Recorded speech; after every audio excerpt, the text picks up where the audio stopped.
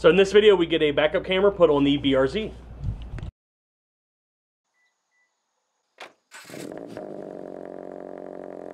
So the fine folks at camera-source.com sent this over to us to get on the BRZ.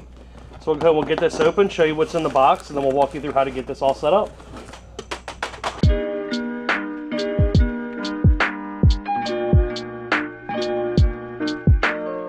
So in the kit, you should find the camera with a foam washer and lock nut, the hole saw itself, the camera harnesses with like the integrated cables so you don't have to do any soldering, and also integrated power cable.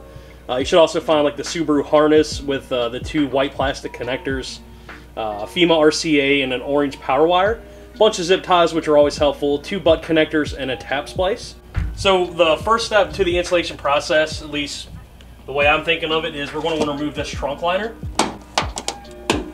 Alright, so we got the trunk liner all disconnected, so we'll go and pull that down, set that aside gently. So we're going to do this a little backwards. The directions tell you to start at the head unit, work your way back. We're actually going to start at the trunk and then work our way forward. So what we already went ahead and did is, as you saw, we got the trunk liner pulled off. Once you have that pulled off, you're going to find, I think there's 4, 1, 2, 3, yeah, 4, maybe 3 or so. What are those, 8 mils? Something?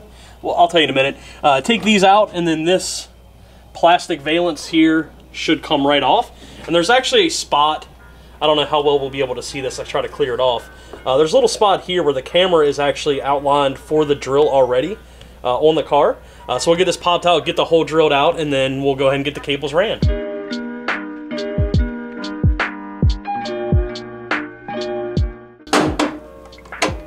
Just give it a little bit of force, hopefully not too much, and then that should just rip right off just like that. And here is where we were talking about earlier.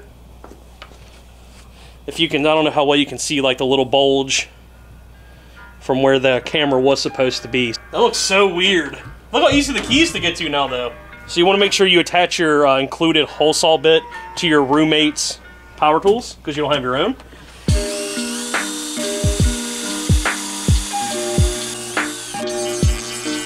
So we're going now. We got our little hole cut out nice and perfect, almost dead center without marking it at all. That's pretty sweet.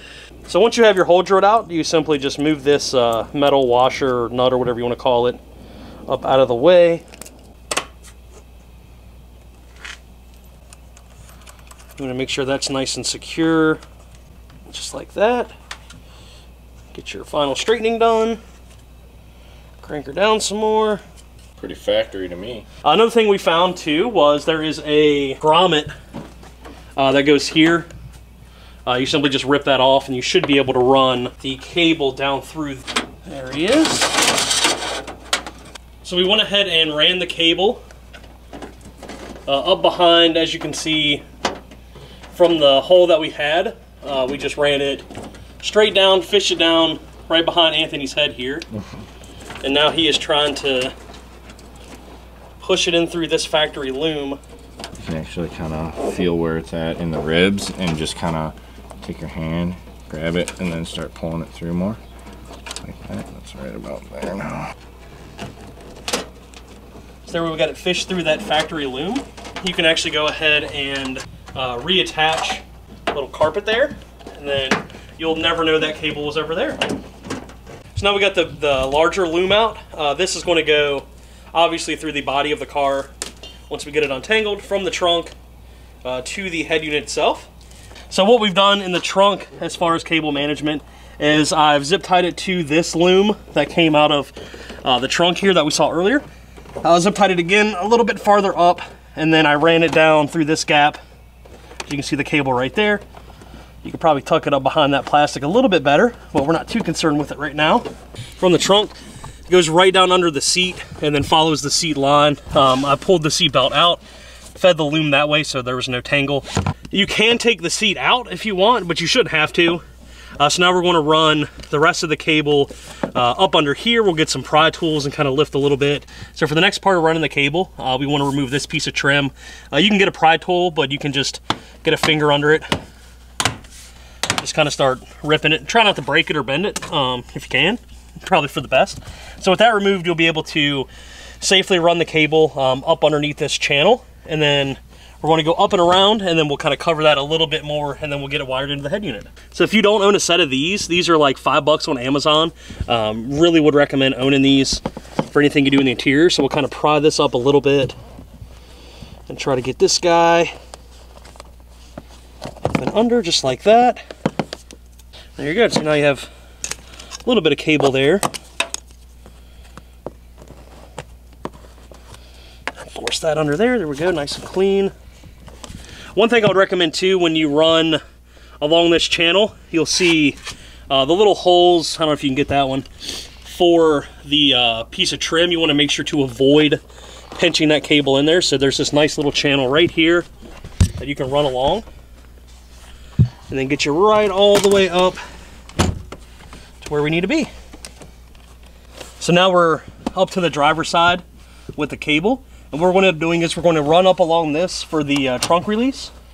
We're going to pull this out here so we can get back up. And then we'll run along the dash and then up through here to get to the head unit.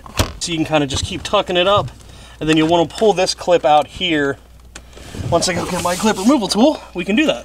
So we got the clip removed, as you can see, and we'll just kind of get that cable up and around just like that.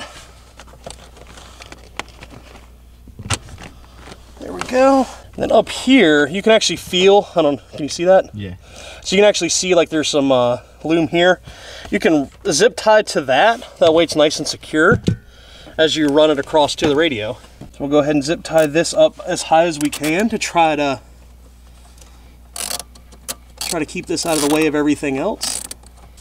And like we said earlier, we can just run along the top here just like that and keep it out of the way of everything. Now you can probably just jam it up there, but since we're, right where our feet are going to be, you don't want to have a cable wrapped around your foot when you're trying to brake and slam into a family of 4. So we definitely want to use some of these included zip ties, which they give you more than enough zip ties for sure to make sure everything is secured properly, which is super handy. The kit definitely comes with literally everything you would need. All right, so we have the cable pretty much all the way ran to this side of the radio. So we'll go and we'll show you how to pull the trim off. Super simple. You can either get another one of these tools, but since the interior of this car is held on pretty much by 2 screws and like 10 clips, you can actually get like a finger up under here. Just kind of gently pull that right off like that. You won't have this cable. This is just because I'm a tryhard with an open flash tablet mounted there. So we'll set that up out of the way. And then remove your head unit. It's super simple. It's just a few screws, as you can see, and this whole unit just will slide right out. Move the radio. You're going to want to get a 10 mil, maybe a little bit of an extension so you're not smashing into the side of your unit.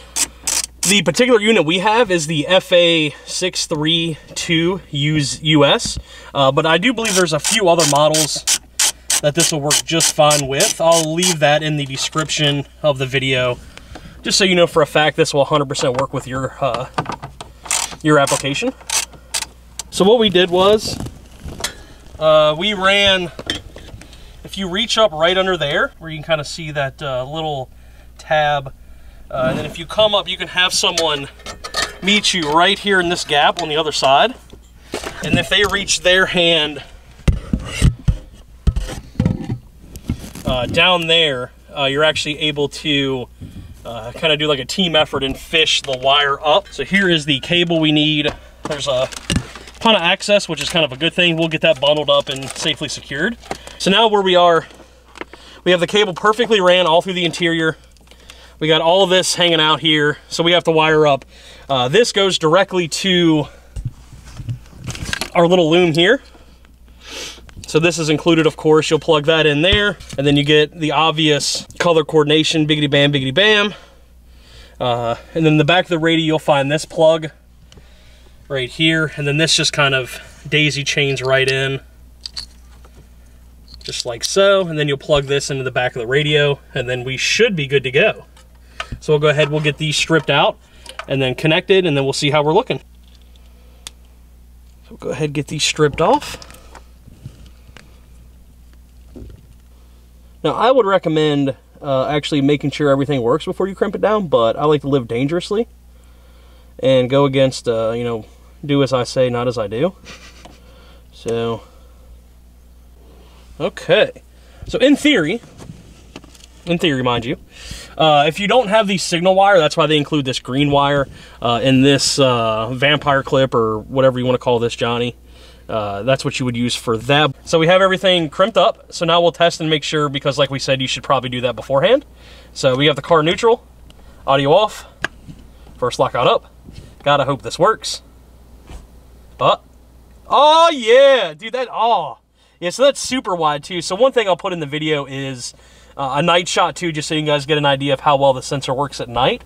But that is wide. What would you say, 190? Yeah. Maybe 170-ish? Yeah, 170. I mean, I can see the whole garage. So as you saw, we didn't have to use the signal wire or any of that. We just color to color plug this in. I would definitely recommend a little bit of tape on that, because if that happens, you end up like that, and you don't want that, you know, backing up into a bus or something. So I would definitely recommend, when you secure everything properly, just to make sure you tape that down. And there we go. Always check surroundings before backing up. Yeah, good. So like we were saying previously, if this gets disconnected, obviously you're going to lose video feed. So we definitely want to secure that. So we just got ourselves a little bit of cheapo electrical tape-o. There we go. And see that now? A little difficult to come out. So we'll go ahead and jam this all back down here. And of course, like most things, the reinstallation is opposite of removal. Just go ahead. All right, so there's the last of those. Now see, we're nice and tight. And of course, this just forces right back on. We're gonna push that back in. Get that out of your way for video's sake. So before we say everything's wrapped up, we'll go ahead and just make sure it displays one more time. So there we go, radio, reverse lockout, up. There we go, reverse camera. So I'll make sure to include a shot of the camera at night, just so you can get an idea of how well that looks. Daytime, it's fantastic. I can see, I mean, we just saw a car pass by in the street, which is like pretty far away, honestly. So it's nighttime, so I'll go ahead and see how it looks at night. Oh, hell yeah. So that's nice and bright for sure. Yeah.